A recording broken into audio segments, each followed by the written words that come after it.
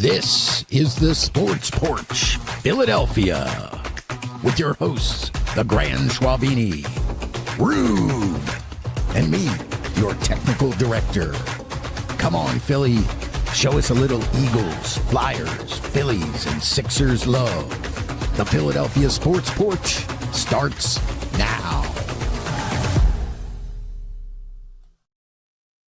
Well, hey, Philadelphia. The Philadelphia Sports Porch is back. And as you can tell, the TD, the regular technical director, is out ill today. How do you feel about that, Mark? Well, actually, I welcome it. I think that we'll probably have a better show with better leadership and better technical skills behind the scenes. Yeah, that's the way it works. What do you think, Rude? Do you think we could do this without the TD? I'm gonna go positive and say, listen, if there was ever a week for TD to take the night off because of some lame excuse of a root canal or blah blah blah, it's tonight because we get Hockey Jesus, and we're going to be talking a little bit of Flyers draft tonight. So we welcome it. We love to have you, HJ and TD. Hope you get better soon. And isn't Rob just a much nicer person than me? Oh yeah, I mean, I don't know how he goes Negadelphia all the time, but I think it's mostly the Sixers, to be honest with you, because I do listen Right. occasionally. I think the Sixers are the team that really brings them down. But yeah, sport my Temple shirt today. That's where my kids went to school. Love Philadelphia, visit there all the time, at least 3 or 4 times a year, and always go back for the cheesesteaks. Been to 3 different cheesesteak places lately. So, yeah, a great town. Looking forward to doing this technical directing. So let's just go for it. Let's talk about those fighting Phils. What is going on in the land of the Phillies? Well, it's kind of like a mixture. It's a mixture of the Phillies have been playing some pretty decent ball lately, but the Mets are just absolutely playing like garbage. The Mets got taken down by your Pittsburgh Pirates. That's pathetic. Yeah, 3 in a row, swept. And they got hammered too. 30-4 they were outscored. And one of the games, I believe didn't they win that one like 12-1? Yeah, it was something. It was something like terrible, that. Yeah. That was after a team meeting. That was after a players only meeting. Right. I mean, what was said in that meeting? Like, guys, like, we can't possibly do any worse, can we? I know they didn't even get to face Skeens at all. So I mean, that's just amazing that they can lose 3 in a row to my Pittsburgh Pirates. But let's talk about the Phillies. I'm glad that the Mets are tanking, although I do have to tell you, I have a little bit of a soft spot for the Mets. I don't know why. I think it was the strawberry years that kind of drew me. Bring me back, TD. You're off, HJ. No. The only reason I say that was because this is back in the early '80s. And you know how you always just pick a team that's contrary to the team that you have. For some reason, I just like the Mets. I don't know. But yeah, of course, the Phillies back in the '80s, you had every right to be because they were a pretty terrible organization, but they're not now. So give me the positive about what's going on in Philadelphia. Well, the positive is certainly the starting pitching. Why don't you put up that first one where we look at what our 3 starting pitchers did? So as you can see here, they basically have the second best ERA in all of baseball at 3.30.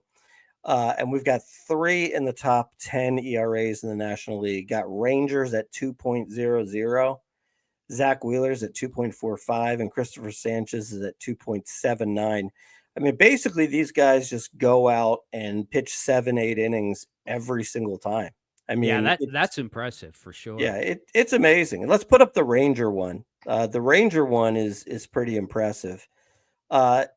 Ranger, when he had his first start of the year, he was very shaky coming back from an injury, and I think he gave up like 7 runs in his first start. But since then, he's got a 1.19 ERA over his last 10 starts. Wow. Which is just insane.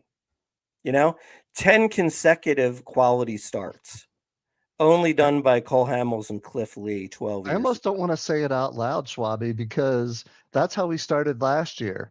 And, listen, I'd rather have a hot Ranger as we go into the dog days of summer and into the playoffs than at the beginning of the year. So uh, it's just amazing. The starting pitching that we've been able to assemble on this squad for the past, 5, 6 years, whatever it is, you have a guy like Nola go down, who's one of the highest paid pitchers around. We know your thoughts on him, Grand Schwalbini, but Mhm. to be able to pencil in as a number two, a Lazardo, a Sanchez, and now Ranger, they're all pitching like ones and twos, and would love to see that continue. So that's kind of the good, right?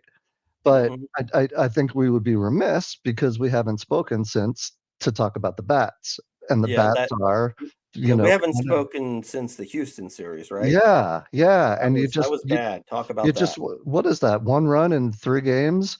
Uh, a and great pitching. It's not like Houston scored a lot of runs, and it just brought back memories of, the World Series a couple of years ago and the playoffs last year. You just never know when the bats are gonna come out to play. Um, and so, and in addition to that, as soon as it got through our starters, I think for the most part, our relievers are the ones that ultimately lost those games for us against Houston. So you just don't know what you're going to get from the bats week in and week out, even week in, week out, day in and day out. Then they come back and score 13 runs, Mm. and have the Right. biggest shutout like ever, and then they can't hit the ball the next night. So, what do we do? What do you do if you're Topper? What do you do if you're Dombrowski? Can you shake it up a little bit? Move guys up and down the lineup. I mean, that's typically what managers do. I don't think you're going to bring somebody up from the minors at this point. I don't know about that. I listen. I think he's tried to play with the lineup. I think you just have a. It's tough to say, and I don't want to come off as Negadelphia, but you Here he have a flawed. comes. Here he You have a goes. flawed. You have a flawed lineup, right? We know what we They got. do. They do. And every year they try to replace that flawed lineup. They try a new left fielder who doesn't work out. Mm, Every year they think Rojas and Marsh are going to become 300 hitters. They don't. they don't. Um, and so you got to fix some of those flaws if you seriously think you can contend, even if it's for against the Dodgers. Or the Mets are going through a bad streak. They're a good ball club. They'll figure it out. And we didn't take advantage of their losing streak. So they're going to be there. I think we got to go out and get a right-handed outfield bat. Yeah, we do. I mean, the bottom line is we need two relievers and we need a right-handed power bat, or at least a right-handed bat that can hit over 300. Mm. Does that So even exist out there? well, it could potentially exist in our minor leagues. We have Justin Crawford who's hitting like 330. I don't know why we're just waiting on him. Mm. I feel like it's like, well, if we bring him up, then they're telling you we've given up on Rojas and Marsh. But who cares? We got to bring him up at this point. Yeah. You know, That's let's probably the problem. They're not sure they want to play him every day, and they don't want to mix that up. I think that's probably the issue. They probably want him to get his at bats. You know what I mean, and play every day. And I don't know. I mean, look, they have to make some significant moves. And as much as I would like them to make significant moves, I also think that our top three guys, Andrew Painter, Justin Crawford, and I'm drawing a blank, Aiden Miller. Mm. I wouldn't give up any of them because the way I sort of look at it is, Rojas and Marsh are at best platoon players. You've got, Castellanos has got, is he a free agent after this year? Schwarber's a free agent after this year. You're gonna Mm. have to unload everything to be able to keep Schwarber. Um, you JT's know, a JT's a J JT's a free agent. right. And I mean, look, JT's still great defensively, but he's declining at the plate in a big hmm way. hmm So I don't want to give up our young bats to just, bring in some guy who's gonna, get us to the NLCS and then we lose again. And then we don't have somebody great for the next 12 years. Right. So it's a tough situation. But getting back to positivity, let's do you have the video up of the Zach Wheeler no walk 10 strikeout game yesterday? No, I don't have that. Oh. Let me grab it while you talk about it. Okay. How good is Zach Wheeler? You just kind of look at Zach Wheeler and you're like, yeah, he's good. He's got the gray beard.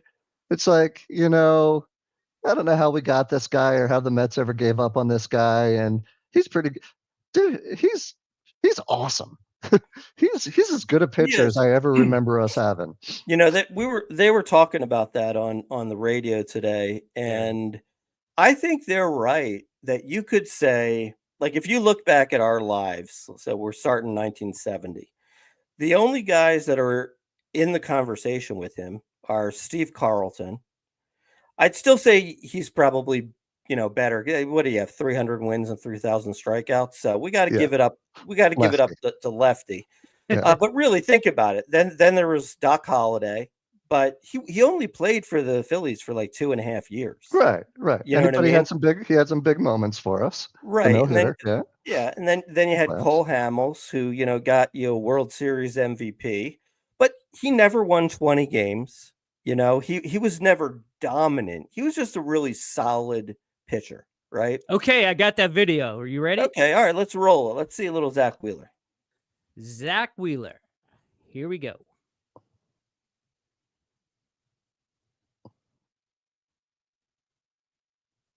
I don't know where the in the National League as he comes into this start against a Padres team, and he's handled these Padres very well during the course of his career. Swing and a miss. Strikeout number one.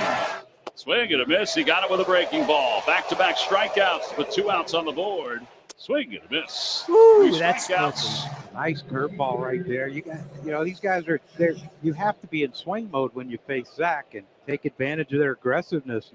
Swing and a miss. He's got the curveball field tonight. 4 strikeouts for Zach. Oh, he didn't want to go. That's 5 strikeouts for Zach. Swing and a miss. 6 strikeouts for Zach. The ball had some good run on it. Swing and a miss. He got him. Another strikeout for Wheels. That's 7 strikeouts. And a strike 3 call right on the outside part of the plate. 8 strikeouts for Wheeler. Swing and miss. 9 strikeouts. Yeah, just another great breaking ball. Swing and a miss. He got him. Not only does he have 8 shutout innings, but he reaches double digits in strikeouts in doing so. Yeah, that's a right time to set off some fireworks. What a spectacular outing by Zach Wheeler. So there you have it, man. That's impressive, man. That is very impressive. I mean, we see that a lot, like, I don't know, somehow he throws that ball, that slider down and in to the left-handed hitters, and it's just like they have no shot at it. Yeah, plus he's got a nice fastball too. You can throw it right by him. He throws BBs. It's unbelievable. Like, you just don't see it dip. You're expecting it to be low, and it just, he paints corners with BBs. I don't know how you hit that. Yeah, but getting back to what I was saying, really, I would say outside of Steve Carlton, he's probably the best pitcher we've had. What do you think about that? I'm trying to go back in the memory bank to, I guess you could maybe throw in Kurt Schilling, but he really did. That's what I was going to say. Schilling was here for a while and he did some good things. But he really did most of his work with the Red Sox, though, That we didn't get a World Series with him. Yeah. No, we did. We went to the World Series with him, but we lost. Well, we didn't win. It was 93 or something like that. That's right. Yeah. Mm-hmm. I don't know. Warren Brewster. I'm kidding. You think about it though. If you go back to like the 80 World Series, just to go back in the time machine, it's like naming the starting Sixers lineup. Everyone can do that, and all the bench players.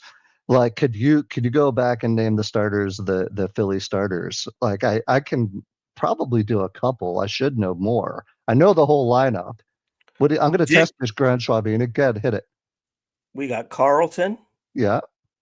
We got Bob Walk. Was Bob Walk on that team? Okay. That was his rookie year, and he Okay. started out like 8-0, and he Yeah. won Game 1 of the World Series. Okay. Dick Ruthven. Dick Ruthven. Yep. Okay. Yep, remember him? Boy, I don't know who we put out there in the fourth game.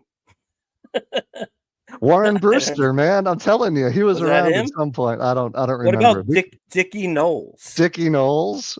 Wasn't I he don't on know that if he team? was a reliever or if he was a starter. Yeah. Who was the guy I'm thinking of? I can't remember his name. It was kind of just like a run-of-the-mill name. Ron Reed? Ron Reed, yeah. Ron Reed, yep. All right, we'll have to right. do some research. Hey, TD, do some research and see if you can get the 80s Phillies starters for us. Okay, I'm on it. I'm on it. I'm on it. All right, so let's move on now to the NBA draft / free agency or no agency. But so anyway, so Rob, the big thing that we were talking about, and we kind of laid it out. What happened is what we thought was going to happen.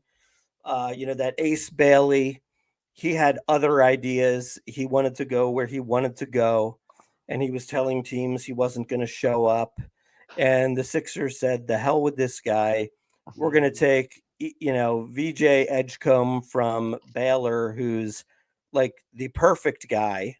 Right. So that's right there. If you're watching online, number 77, kind of an odd number choice. Yeah, I that's like that's a Luka Doncic thing. Do you know the reason behind the number? It wasn't that maybe he wanted 7 and it was taken, so he took 77. I don't know. Well, hey, any of our listeners out there, if you know, chime in and let us know. And if you know the 80 starters from the Phillies. So that was VJ Edgecombe from Baylor. Now the good news on VJ, first of all, he's a great human being. I don't know did you watch any tape of him? He's talking about how when he grew up in the Bahamas, they were really poor, and they had no electricity for 7 years. Maybe that's the 7. Maybe, I don't know. Hey, okay. No electricity for 7 years. They kind of lived off of a generator. So this is a guy that doesn't take anything for granted. This guy appreciates, what his life is turning into. Whereas Ace Bailey, by the way, has already started becoming a big time diva. He was the only player who didn't go to his team after the first day of the draft and have a press conference. The only one. Yeah, what was ironic is that he didn't go to a team he wanted to go to. Right, right. But it's a shame because the kid's gonna take the abuse for it. But he's 18 years old. I don't know about you guys. Well, I know about Schwab. I don't know about you, DeFlitch. I didn't know you that early. Maybe close, but we weren't necessarily thinking on our own or making the best decisions when we were 18. And I have horrible advice. He's getting horrible. The adults in the room doesn't feel like they were being adults. Right. No, there's no doubt about it. I mean, he's but actually though, let's back that up for a minute though. Okay. At the same time though, we're trying to compare ourselves when we were 18 and kind of, foolish in some ways. But at the same time, this guy I'm going to guess since this guy was 14 years old, everybody was telling him he is all that. You're going to go to the NBA. You're going to be a millionaire. You're going to do this. You're going to do that. Right. Isn't that what we were telling you on Tannery Run Road? Yeah. And it went to my head and I failed. Okay. Yeah, it happens. I'll have to talk to Neil about that. No, but so I like the pick. Do we got a highlight of VJ here? Yeah, I do. I can pull that up. Let's do it. Let's pull up a little highlight of VJ. I'd like TD Wannabe's energy today. I got to tell you. Oh yeah, he's focused. All right, you ready for this? I don't know if it has here. Let me turn it up. Turn it up, man. Okay, here we go. Let's start from the beginning. Ooh. Oh, I'm gonna let that. Oh man, no, I can't let it play again. That was sweet. That was a poster. I like That was the sweet. compare. Who they were comparing him to there, Schwabby? They compared him to Dwayne Wade. That's he lofty. I could see that. I could see that. He basically had the same numbers as Dwayne Wade. Same numbers, same height, same measurables, same everything. So looks like Leslie's jumping in here. Ace Billy, that's where the mature advice of the parents comes in, and it seems more self-serving here. Yeah. Mm-hmm, Leslie She's spot Rubenstein on. has strong takes, and we spoke about this over while we were watching the draft, and you can't put anything past her. You got a woman like that, you don't walk to the altar, you run to the altar when she has takes like that. A couple other little, just kind of like little things that kind of make you feel good. Apparently Tyrese Maxey flew in to work out with VJ before the draft, and apparently Tyrese was like, "This is the dude, man. You have to draft him." Mm-hmm. Oh, okay, yeah. So I think that's positive. Look, I mean, I'm excited for him. Now, how about the second pick? Second round they go from Auburn, Joni Broom, Janai Broom, Boom. Yeah. center / power forward, who, believe it or not, I kind of forgot about him. I totally forgot about him. I felt like a year ago we were talking about him being a lottery pick. Well, he was even this year. He was SEC Player of the Year. He's no slouch on a Right. number one seeded team in Auburn. What I read about him is he'll never be a star. He'll be a hardworking guy who can score in the paint. But he's got a ceiling. But I think you need pieces like that. When I look at him, I see like a Carlos Boozer. I don't know why. I just see Carlos Boozer. Well, he looks like him. Yeah, he looks like him. I don't know if he was lefty as well, but let's get him on the screen. Yeah, How about it? let's do the highlight. Let's do the highlight of Jonai Broom. Jonai Broom. Okay, give me one. I'm sorry.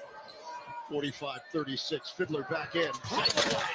Oh, let's do that again. I'm sorry. 45-36. Fiddler back in. All right, that's pretty damn good. Looks like a good big man there. I mean, look, and you know what? I always think there's also a possibility that maybe he's better than Carlos Boozer. I mean, this guy's basically been doubted everywhere. Like, he apparently played somewhere. I can't remember where, but he played Morehead State. Is that right? He played at Morehead State and he dominated there. And they're like, well, we'll see if that translates to Auburn. Then he went to Auburn and he dominated there, brought his team to the Final Four, right? And and now all this, I don't know. What is the reason? Basically, a bunch of scouts, a bunch of guys with glasses and notebooks have decided that this guy's not going to translate to be a star in the NBA. What do they know? How do they know? Well, listen. I think to use your words and step back a second. If he, for a guy who dominated one of the best conference in basketball, why wasn't he a first round pick? Right. It doesn't make sense though. So there's got to be something. There's got to be something there. And listen, I've watched him play in big games, and he can disappear. But listen, I think he's a good piece. He played for a great coach who probably gave him a great recommendation and referral to the Sixers. I think you got two high quality pieces that you can add. And maybe you don't build around both of them, but you add them to the talent you have. And I think they did exactly what they needed. They got a scorer and they got someone that can play down low. And as we heard today, we lost your boy, Grand Schwalbini. We lost French guy to the Knicks of all teams. But you know who we replaced him with? Pull up, Steve. Mr. Wofford, I believe. Or this guy right here. Yeah. Who is this guy? I don't even know anything about him. That's what we Yeah, said I mean- before you got on. I was like, Yeah. I have no idea who this guy is. I mean, look, I will tell you this. I had no idea who he was until I saw we signed him. Mm-hmm. But he actually, he had pretty good numbers for a bench player. I mean, he had like 10.2 points per game, something like 6 rebounds a game, and like 3 assists a game, something like that. Yeah. And basically, what he sort of looked like to me was he looks like a guy who can either play the small or the power forward, kind of either one interchangeably. Mm-hmm. Most of his buckets, I put on some highlights of him. Most of his buckets were driving to the hoop and getting an and one. Okay. So, we'll see. I mean, look, is Yabusele better? Probably. But I don't know. I don't know. They probably, what did Yabusele, how many points a game did he have last year? Probably about the same, right? Let's look it up. I'll look it up while you're talking. Okay. Yeah. Look it up. Will he be a starter or will he come off the bench? No, he'll come off the bench. Yeah. So, the bottom line is the whole season, as we know, is dependent on if Embiid and Paul George can stay healthy. One of the things that I was kind of hoping for as we went into free agency. Do you got to pull it up there, Rob? Yeah, 11 points a game, but he played 27 minutes a game too. And he played 70 games. So he was there. He showed up almost every night. He scored probably because we needed somebody to score. So I don't think he's a throwaway for a guy that we picked up, off of his Olympic success. I think he gave us all he had last year, and I wish him luck. I hate to see him go. Well, he's not a throwaway, but what he is, if we just take the points, for example, 11.2 for Yabusele, 10.2 for Watford, and Watford. It's a wash. It's Watford is 2 years, 5.3 million, and Yabusele's 2 years, 12 million. So that's what the thinking was there. Now I'm really hopeful that we re-sign Grimes. But apparently Grimes, for some reason, Grimes' agent thinks that he can get $25 million a year. I have no idea why. But I think what will happen is he'll find out that he can't get that, and then hopefully we'll re-sign him. But I was actually hoping for something more. I was hoping for, is there some way that we can maybe get somebody to take on Paul George? Who's going to do that? Who's going to do that, though? I think that was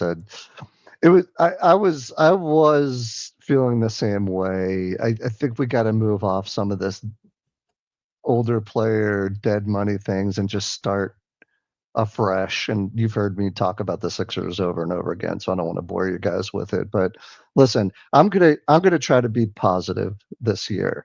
I don't know how it could be a worse year than last year. So you get McCain back, you get Edgecombe in, you get another year of Maxey. Hopefully George gets healthy and can be, some semblance of his old self. And the wild card is going to be what you get for Embiid, if anything. Right. And I'll pray on Shabbat that we get something out of him this year. Well, last year nobody's expecting that to happen, though, right? They're pretty much counting him out all next year. I don't know. Here's the thing. And look, I've said it myself, and I've seen a ton of ESPN reporters all saying the same thing. Windhorse, Legs, all those guys. Shams. Yeah, all of them. Look, because here's the thing, right? You got Tyrese Halliburton's out for the year. And now Miles Turner just went to the Bucks. Okay. Tatum's out. So the Pacers are kind of out. Tatum's out. That hurts the Celtics. You've got no coach in New York. And the Bucks they released Damian Lillard today. Okay. So the reality is the East is wide open. I mean, if the Sixers can stay healthy, they should be a top 4 seed. Now, that's the big question because they just don't stay healthy. Right. But if somehow it happens, they'll be right. They'll be right in the thick of it. Did somebody in the NBA just sign a $70 million a year contract? Uh I think SGA. Do I have that right? Oh, yeah. That would He probably just- be him. Yeah. 4 Yeah. years, 280 million, something like that. Yeah. Yeah, that's the going rate now, I guess, right? For superstar. Yeah. Well, I mean, look, the NBA numbers are just insane. I mean, like you can basically be a 11th man who plays like 5 minutes a game, and if you're like 7 foot Yeah. and you score like 2.3 points per game, a rebound a game, and a half an assist a game, you're like an $11 million a year player. Mhm. I mean, it's like ridiculous. Yeah, you just described the two guys we swapped, although I think they're a little bit better than that. Yeah. Oh yeah. But Are we Yeah, ready we'll to see. move off the Sixers then? yeah, let's go to the Flyers draft. Hey, before we get to the Flyers, I just want to thank you for stopping by. We're at Philadelphia Sports Porch. I'm filling in for the TD today. I think I'm doing an okay job. But yeah, if you like what you're hearing, smash that subscribe button, share us out. We, love to have you guys here. If you're still here, we got some Flyers coming up. We got What You're Watching segment right behind it. You're not going to want to miss that because you're going to need something to watch this weekend. You got a long weekend. It's the 4th of July. You're going to be looking for something to do. So don't go away just yet. But right now, let's talk Philadelphia Flyers. All right. Well, I do have a highlight for our number 1 pick. At number 6, the Flyers selected Porter Martone, the guy they say was the best winger in the draft. And here is a little shot of Porter here. Is this kid gonna pull off greatness? Woo! The old between the legs, finding the angles, breakaway. Oh. Any more better than that. He goes to his backhand and pulls it back through his legs. Not exactly sure. I think it went underneath the That's good speed there. Mm-hmm. Braden Gillespie, but again, we saw him do that last year. He likes to roof it. Here on school day.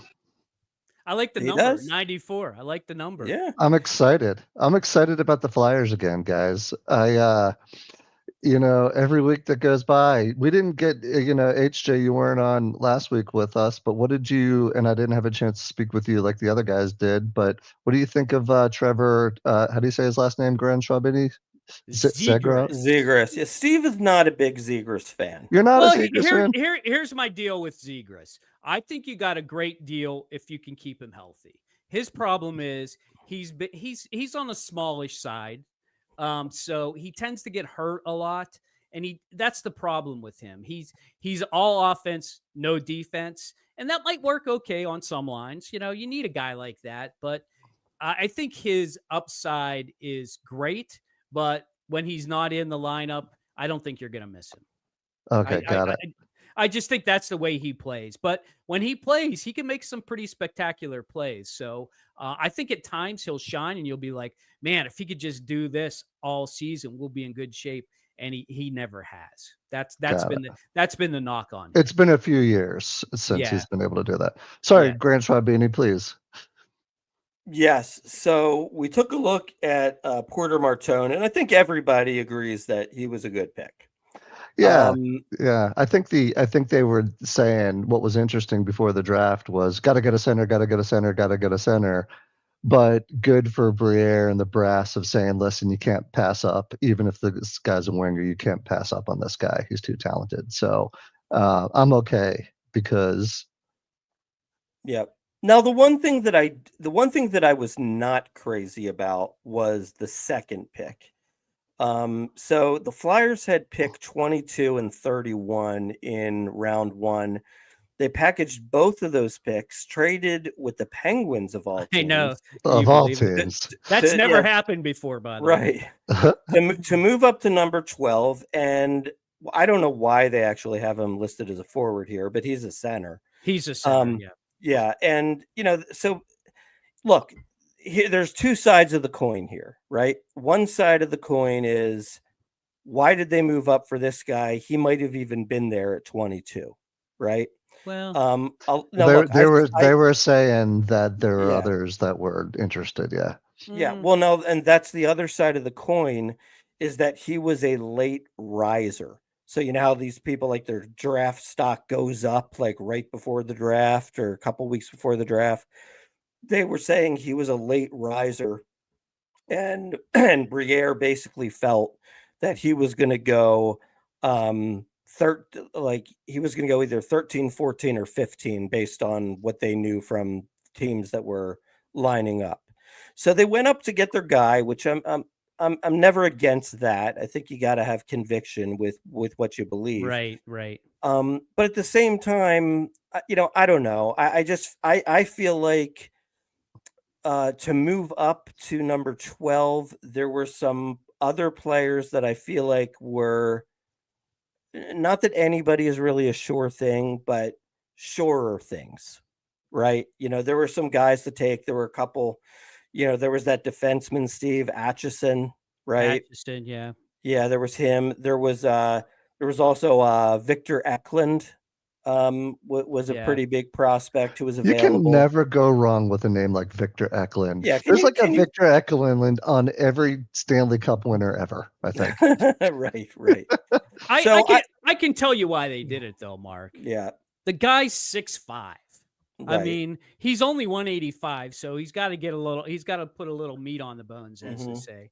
But I mean, anytime you can get a big centerman like that, they just don't exist. I mean, and to get him in the first round, I agree with you. You have to stick with your guns and say, this is the guy we want. I mean, the Pens did it with their number. They did it with their number one pick. He was projected to be a 20th, a 20 something pick. Yeah. And they just said, you know what, this is our guy. We scouted him. This is the guy we want. And they went up to get him. I think you have to just stick with it. And the thing that I noticed in Philadelphia's draft was, and this is where I think you guys really scored big, literally big. All the guys are over 6 foot except for one guy. And Right, yeah. They're big. They're going to be hard to play against. And everybody knows the team that won the Stanley Cup the last 2 years play that exact game. So I think it's smart to get some big guys in your system. Let's face it, the Penguins had 13 picks. I think the Flyers had 8 picks or something like that. They ended up because they traded so many of them away. But still, they probably get 2 or 3 good picks out of here, and that's what you want to see. I really think that Porter Martone, I think he's going to be phenomenal. I think he's going to be great. He's got vision. He plays with high skill. You saw him roof that puck. That's not easy to do with a flat puck from that distance. And his size will open up the ice for him. He's not going to have people open up the ice for him. He'll create space himself. So you just have to hope that they develop, and that's the important thing. Send him down, send him to the Lehigh Valley, and hopefully he does well there. I don't know if he is probably going to a college. Typically, most of these first rounders are going to college for a year. They're going to play for either Denver or Minnesota or Boston North Dakota, University. Boston, right? Even Penn State now is turning to be into a hockey juggernaut. So I think that's the best you can hope for with these draft picks. I wouldn't, and like I said before, I Googled. Well, basically, I used AI to say, hey, who had the best draft? And the Flyers actually came up second on that list. Believe it or not. Did they? Yeah, Oh, behind the Islanders. And they said mostly because they went out and got big guys. They were very consistent, and the guys they got are very talented and could easily play in the next 2 or 3 years.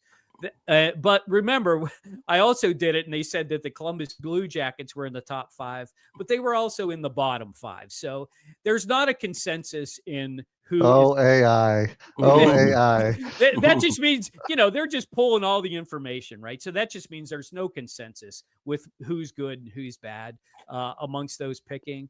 If your crew, and I'm pretty sure Briere was pretty happy with what he got, if they said these are the guys that we wanted, these are the guys that we got, I think I think you gotta trust in the process and hope that they develop over the next couple years. Yeah, I mean, Yeah. listen, this is the Bobby Clark way. You go get big players who could, like you said, make their own space on the ice. You can't teach big, and apparently it's not just big, but it's big and talented. And I'm excited about it. It was interesting. Did we pick up a goal? We didn't pick up a goalie, but we just picked No, one up in free agency. This we did. Vladar Yeah. kid. Yeah. Let's Yeah, take a look at the free agents of note that we signed today. Let's So start with the goal. there's your goaltender, Dan 6'5". Holy Vladar. cow! Holy Yep. cow! He's tall. But let's look at his statistics 12, 11, and 6, 2.80 goals against, 898 save percentage. Can you say average? Average. Average, Yeah. And it's not 12, 11, and 6, by the way. It's 12 and 17. There you go. So The, essentially, he's Sam Erson.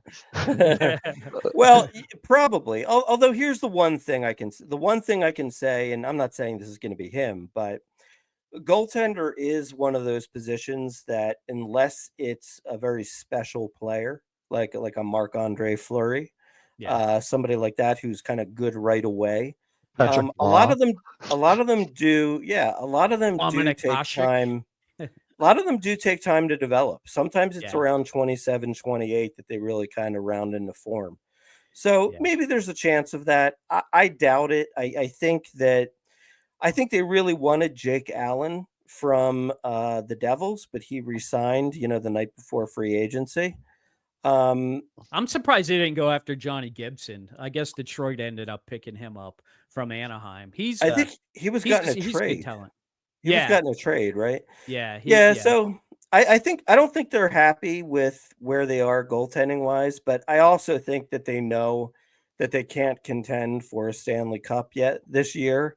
So, they're basically kind of taking all right, let's just wait on it another year, but let's at least have somebody more serviceable than Fedotov and Kosolev. And I think those guys are fine. I mean, you have to develop one of them. You have to make sure that you keep one of those guys up all year. I think that's what the Penguins are going to do. They just got rid of Ned, so they're freeing up space. Not to turn this into a Pittsburgh thing, but I think the goalie position, you have to always be looking towards the future. You got to have that goalie either in Lehigh ready to go or on the bench, making sure that they're there every day in case your top goalie goes down. And that's ours just never pan out, man. It feels like every year we were drafting, hey, Stolars, or hey, Carter Hart. Stolar has actually turned out to be okay on another team. Well, so did Bob. Right. No, I wasn't going to go there, but since you went there, you still have a goalie that you're paying for too, Yeah. Where's Goloff? Quiet time, HJ. Oh, sorry. Let's talk about the other guy that Philadelphia. Yeah, because a little bit something about him. Now, from what I understand, this is kind of going to be like our third line centerman, 29-year-old with the Canadians. I mean, I guess for a third or a fourth line center, 33 points isn't that bad. But I don't know. Tell us a little bit about him, Steve. I don't know. The $5.4 million seems a little steep for him, but I mean, he was actually on the up and coming 3 or 4 years ago. He's played for Montreal his whole time.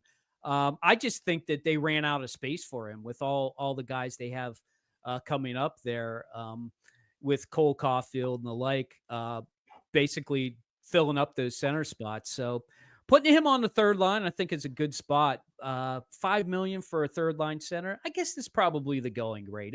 It's not overpaying, but I mean, look at his goals: 82 games played, 12 goals, 21 assists, 33 points. Nobody's excited about that. Hey, HJ, how many games do they play a season? Well, this coming year, regular season.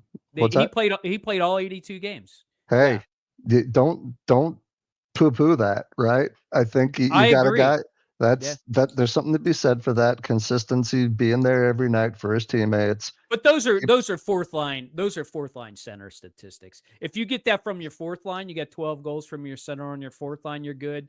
If you get 12 goals from your third line center, That's not good. You need to get 20 goals from your third line center. So, well, see what he does. I mean, it's not a terrible signing. I wouldn't have anything against it. If the Pens signed him, I would say that's fine. It fills a spot. You got to have 3 good centers, and if he's the worst of your centers, I mean, you're gonna be just fine with that pickup. You probably still have some more cap space to sign some more players, but Maybe there's just nobody. There's nobody out there. Yeah, right. And here's the thing, just to know for future. The guy that they eventually want to see in net, he's 19 years old, and he is, so imagine he's probably 2 years away. Okay, Right. his name is Igor Zavragin. Zavragin. He's a Russian goalie who has been kicking ass in the KHL. He's got a nickname known as the Brick Wall. Nice. That's a great nickname. You gotta like that. So he's tearing up that league, and I think that their thought is that when we're ready to win in like 2 years, he's going to be the goaltender. So he's like our number 1 goalie prospect. But and he'll only be 21. That's unbelievable. What's that? And he'll only be 21 in 2 years. Yeah. Right. So that's what they got kind of in their back pocket, and if they stumble upon something better along the way, then they do. We got to talk about my guy. Oh yeah, Tyson Forster. Did you see this, Rube? Yeah, I like Forster. I didn't realize that hadn't already happened. I thought we had already signed him to a long-term deal. We did. No. The extended absence. Okay. Right. So apparently what happened is he had a bicep injury. He got it fixed with surgery, but he got an infection. And so now the thing with the infection is they're basically still, like, I guess, a week or 2 away from determining he's either going to be just fine and ready to go at training camp, or he loses his arm, or he's out for 3 months. Yeah. He won't lose his arm, but I mean, if he gets sepsis, that's a big problem. So what is with our doctors? Didn't the same thing happen to Couturier with his back? And there was somebody else. Don't they scrub in anymore, for God's sakes? I don't know, man. Jiminy New Year. Oh, that sucks. I like Forster too. I hope I hope for his own sake he's okay and he's healthy. So I think he's your most talented player, to be honest with you. I think he's great. I know you like the Russian. I'm not going to take anything away from him. We're not going to go there today. Mitchie. Yeah, but I think Forster is going to be your guy for sure. Can you give us a Mother Russia? It's been a while, Schwalbe. Mother Russia. Very good. Very good. Hey, Rube, you brought up 82 game NHL. After this year, they're going to move to 84 games. Why? Why? Well, you know why. Money. That's yeah, I get it.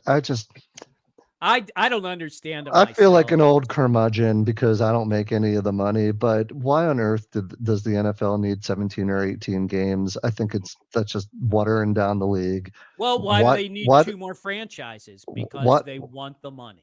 Why did Major League Baseball need 160 games? I don't like it. And I'll shut up. By the way, this was not on the agenda. But are you aware, Rob, that Philadelphia has been awarded a WNBA team? I did. I heard that last night. Yeah. Oh, that's cool. 2030. 2030. Oh, is that when they start? Will the WNBA even be around in 2030? Let me tell you. I hear that's the year Caitlin Clark's a free agent. Let me tell you something about the WNBA. If we talked about this a couple years ago and you're like, we got an expansion here, I would be like, I think the WNBA, and I think thanks to Caitlin Clark, is actually fairly watchable if she's playing. They said that I don't remember the exact stat, but it's amazing what she has done for the game. But she was injured this year for a certain amount of time, and they said the ratings were in half. based on Right. when she is playing. It's amazing, and she's Dude. a lot of fun to watch. Yeah, I Actually, mean, I saw one game where they showed highlights of her, hmm and like she's famous for those long Steph Curry type threes. yeah, I swear to God, in this game, she must have hit 4 like logo threes. yeah. I mean, it's ridiculous. But Well, anyway, did you see the voting for her? I guess yeah, ridiculous. there were player voting for like whatever the All-Star game, whatever. Yeah, She was the ninth. She got the ninth highest votes among guards. I know, I know. How is that? I don't. Anyway, That's jealousy. That's we've Yeah. jealousy. already spoken too much about the WNBA. Let's move on. We Yeah. have, but Yeah, one that last is thing. I true. did see what I thought was an excellent potential name. How about the Philadelphia Whiz? Like I'll have Whiz with, I like it. Now that you know? you explained it. Yeah, like it I could be I sort of knew like what you were saying, but I don't know if I'm buying what you're selling or what somebody You, else is selling. you don't like Uh, whiz with your basketball? That's whiz without for you, I guess. I'm lactose intolerant. All right, let's move on. We got a little bit of Eagles news, I guess. yes, always an Eagles update. Do you have a highlight to show there? But of course I do. Everybody, the Eagles have still won the Super Bowl. This is your moment where you can feel good. Any bad Negadelphia, coming upon you, you just throw it to the side. And you watch this. 3rd and 16. Mahomes rolling out. Looking, firing. It's intercepted.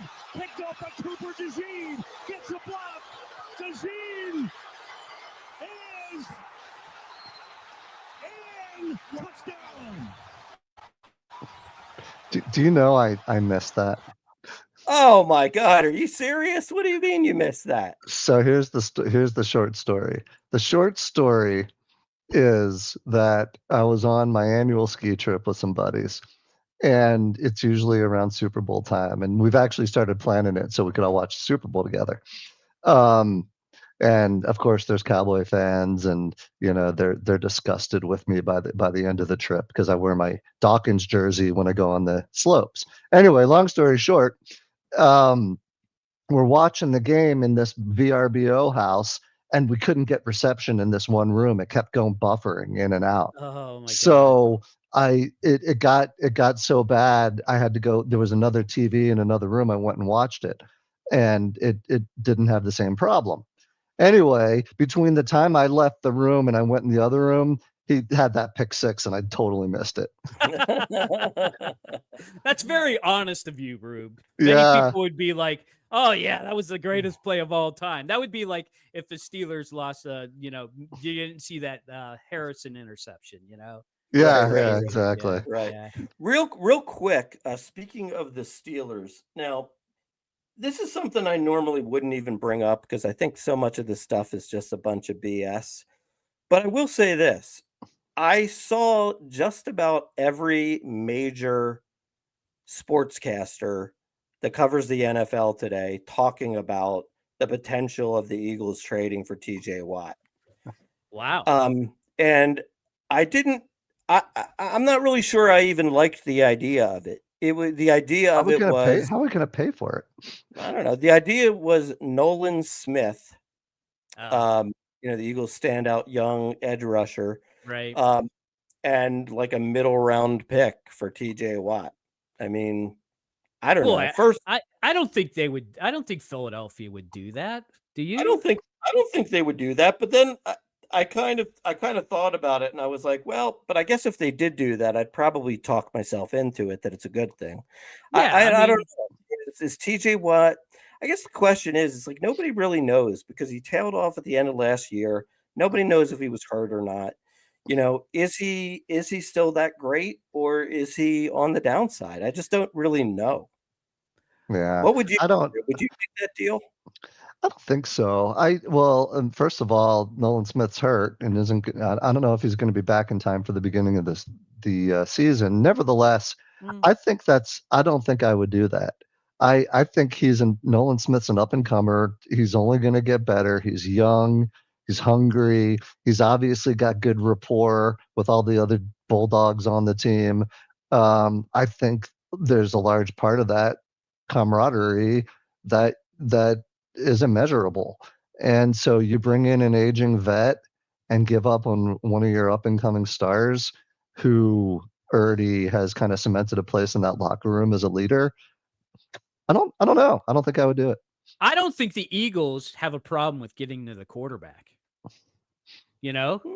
So why would you go get somebody like that? I actually think where TJ belongs is in Buffalo. Buffalo needs an edge rusher. That's who they really need to get.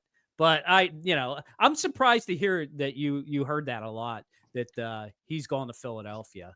Maybe it's just because Philadelphia is such the premier franchise now that all the good players are scheduled to go there now. It's like everyone wants to be. It's like everyone wants to be a Laker. Maybe, but right? even like Schefter was talking about it today. Like keep your eye on Philadelphia. You know what I mean? Hey, I know this isn't a Pittsburgh show, but I was super curious why Pittsburgh gave up on Minkah Fitzpatrick. I thought he was like the cornerstone of the franchise. What do I not know? Well, the defense, put it this way, he was 3 years ago when they went to get him that year that they basically were going to lose all their games, and they if we get somebody, maybe our defense can save us, and they actually did. He was phenomenal that year. And even the year after that, he was good. But honestly, he's only had one interception in the last 25 games. And you saw him in the playoff game get run over by King Henry. So, I mean, he's not the guy. Miami is not getting the guy they gave us. Let's put it that way. Right. And we know we're not getting the Jalen Ramsey who played for the Jacksonville Jaguars either. So I think it was just one of those, you take our old guy, we'll take your old guy. And we'll just throw in your tight end because, Ramsey's a little too expensive, and we'll take away that headache from you because we know you're not going to sign him next year.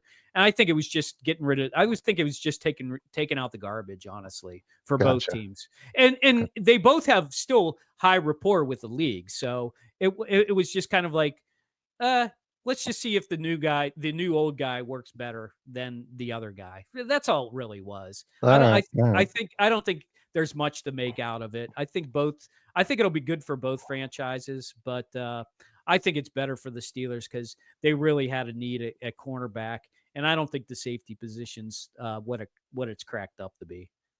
Okay. Yeah. I mean, anyway, I think I'm sure you guys will talk more about that on your other show. We already did. Oh, okay. But that's great. Check. No, but I think the Steelers won that one. First of all, it's a 2-for-1, and that Jonas Smith had 88 receptions last year. Yeah, he was on my fantasy winning team, by the way. There you go. Way to go, Rube. He's a winner. And yeah, Jalen Ramsey, I think, is still a better cornerback than Minkah is a safety. Yeah. But anyway, I think we got one more section left, right? I think we finally made it to our last section. And before we get to our last section, I just want to thank you for sticking around. You finally made it to the time of the show where we give back to you. And Mark's going to tell you exactly how we give back to you in this segment we like to call What We're Watching. Yes. We know how difficult it can be for you when you are at home and you are channel surfing. What to watch next? Should I go to Hulu? Should I go to Max? Should I go to Netflix? Should I go to Paramount Plus? Should I go to Peacock? Should I go to Prime? Oh my God, it's too much. And you don't have the time. And how many times do you do that? And then what happens? You end up watching nothing, just a bunch of trailers. And you ruined your night. Well, no more. We're here to help you, save you that time, put those hours back in your life, put them to good use. We are going to tell you good or bad. Does the sports porch say thumbs up or thumbs down? All you have to do is say to your loved one, the guys on the sports porch said so. And with that, the only qualification is you have to at least watch the full season that you're on. You don't have to watch all 6 seasons if there's 6 seasons, but you do have to watch the whole season that you're given a synopsis on. Do you have to watch the whole movie? Yes. Yes, and you have Okay. to watch the whole movie. Like, if you know it's going to be a terrible movie and you already know what the ending's going to be, you still have to sit through the last 30 minutes of terribleness. And Okay. then, and only then, can you give a full review. That's the only qualifications that we give, so that you know it's safe. We're not making things up. We have watched the whole thing. If you've fallen asleep during it, well, if you've fallen asleep for more than 10 minutes, you probably should go back and rewatch that. But, we'll let that slide, I guess. So let's see. Who we're going to start with? Let's start with Rob. Rob, what are you watching? I watched the first season of Mobland, and I can't remember if I've already used this one before for what we're watching. So I don't think so. apologize to our loyal audience, but I was waiting, and I had to abide by the Sports Porch rules, which were I had to wait till the end of the season because I That's was right. super excited about telling our audience about this one. Guys, have you seen Mobland on Paramount Plus? I I have have not. not. No. Mm-mm. It's really good. It's kind of like a more modern. So Pierce Brosnan's in it, Helen Mirren's in it, and she's absolutely batshit crazy. Tom Hardy is unbelievable in it. I think Leslie Rubinstein he just made her top 10 list in case I ever get hit by a truck. Mm. But he's excellent in it, and essentially it's a family about this family, the Harrigans, and the male lead is Pierce Brosnan, and he's married to Helen Mirren, and it's they're I don't know if they're English. I think they're either English or Irish, and they're a mob, and essentially it tells the story of this family. Tom Hardy plays kind of the enforcer for the family, but he plays the enforcer with a quiet voice. And he's like, and he says, "Isn't it?" a lot. And yeah, at the end of it. And I got to tell you, if I was into guys, I think I'd be in love with him. So, great Well, you know what? show. I will say this, Rob, that Tom Hardy is far more acceptable than what I'm having to deal with lately, which is my wife's desire for Benson Boone. Do The you know who singer? that is? I The saw singer. I saw Yes. Benson Boone at ACL last year. Oh, yeah. Talented young man. He is talented, but it's like, come That's on, a little like too much. he's That's a walking shirt around in above it. jumpsuits and stuff. I Yeah, don't know. yeah. Enough, Amy. Enough. Enough. So Rube, it sounds like you're going to give this 2 thumbs up, but I have to bring this up. Yeah. Your wife, the lovely Leslie, is saying it's very problematic though, because you do fall asleep in every movie. Is this true? And how long do you fall asleep? We need to know these things. I am a narcoleptic movie watcher. I'll be truthful. I may or may not have sleep apnea that never has been addressed. And listen, on a Friday night when you've just had a long week, like I was telling you guys about before the show, and we try to sit down on a Friday night to watch a movie, I'll be lucky if I get 50% of the way through. So she is correct, and I usually end up having to go watch it. And she is lovely in the fact that she won't tell me what happens as much as she wants to tell me what happened in a movie, because she does not fall asleep and she figures it out. So I digress. I highly recommend. Yeah, go ahead. All I have to say is thank God for the pause button. There's always the rewind button, and you always get a redo when you get to watch the movie. So 2 thumbs up for Rube on this one. 2 thumbs up on Mobland. Great series. Can't wait for it to come back for season 2. It's a good watch. You know how I kind of think of it? It's kind of like a more modern day Peaky Blinders type of thing. Oh, really? And we were big Peaky fans. Oh, but, yeah. So what do you order of the Peaky Blinders? very good. So 2 thumbs up for Mobland. Check it out. It's on Paramount Plus. Paramount Plus. That's right. Yes. Okay, that brings us to the last review of the night, and this will be Mark's review. What are you watching, Mark?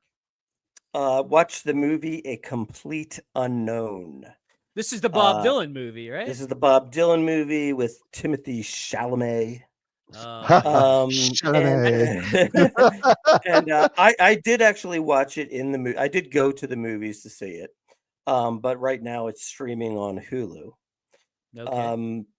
It was. I'll tell you what. I mean, we all know that Bob Dylan is a musical genius, right? We know that. Got Absolutely. got some unbelievable songs. But what was strange about this movie was when you go see a movie like that, you're trying to learn more about the person, right? What was he Okay. like? Yeah. And this may have been a very accurate depiction, but I found that there was absolutely nothing redeeming, nothing likable about Bob Dylan Oh at man, all. that At sounds all. pretty harsh. Like I don't he's know how far off base you are.